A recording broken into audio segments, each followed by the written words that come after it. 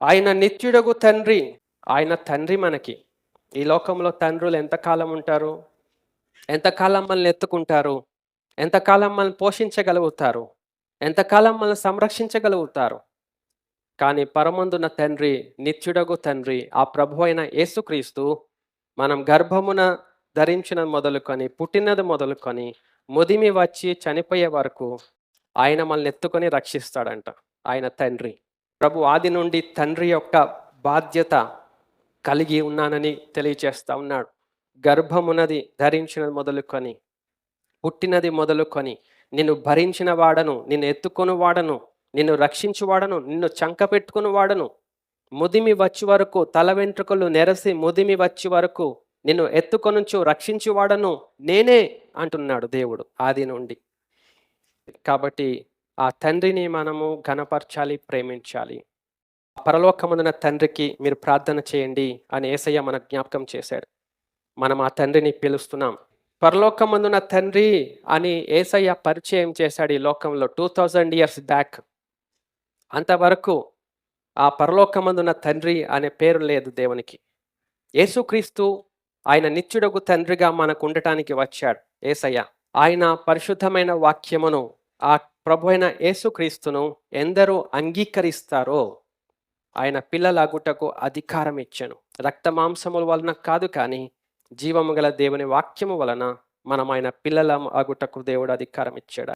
ఇప్పుడున్న విచిత్రమైన సంగతి ఏమిటంటే, యేసుక్రీస్తు ప్రభుని అంగీకరిస్తున్నారు, కానీ ఆయన నోటి నుండి వచ్చిన మాటలను అన్నిటినీ నమ్మట్లేదు, అంగీకరించట్లేదు. ప్రభువుని మనము తండ్రి అని అంగీకరించడానికి ఆయనను మనము స్వీకరించాలి. ఆయన మాట, నేను వారిలో నివసించి సంచరింతును, నేను వారి దేవుడనై ఉందును, వారు నా ప్రజలై ఉందురు. కావున మీరు వారి మధ్య నుండి బయలువెడలి ప్రత్యేకంగా ఉండుడి, అపవిత్రమైన దానిని ముట్టకూడని ప్రభువు చెప్పుచున్నాడు. మరియు నేను మిమ్మును చేర్చుకొందును, మీకు తండ్రినై ఉందును, మీరు నా కుమారులను కుమార్తెలనై ఉందరని సర్వశక్తి గల ప్రభువు చెప్పుచున్నాడు. ఎప్పుడుంటాడు దేవుడు మనకు తండ్రి? ఎప్పుడుంటాడంటే మనము ఆయనకు అప్పగించుకున్నప్పుడు, ఈ లోకమును విడిచి దేవుని పక్షముగా చేరినప్పుడు,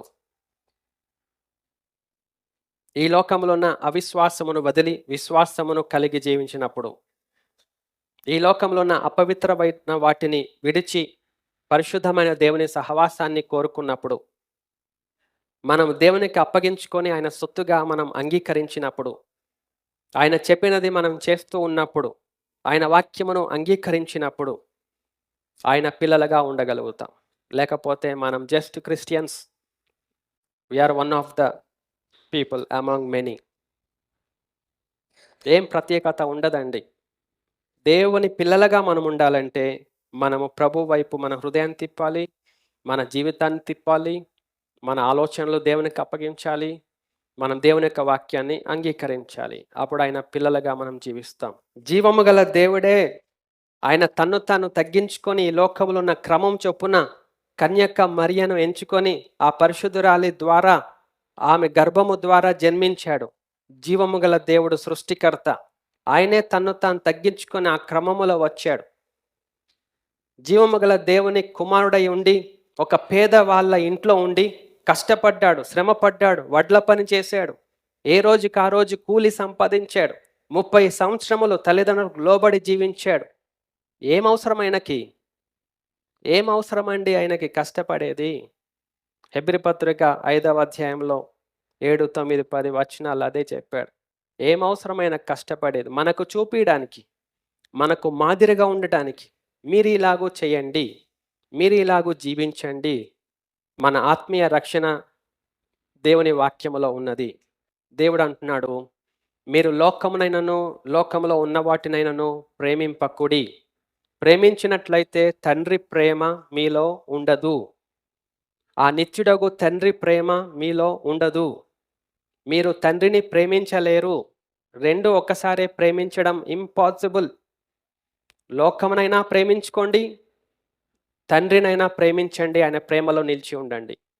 రెండు కావాలంటే ఇంపాసిబుల్, ఇది కుదరని పని దేవుడు చెప్పాడు.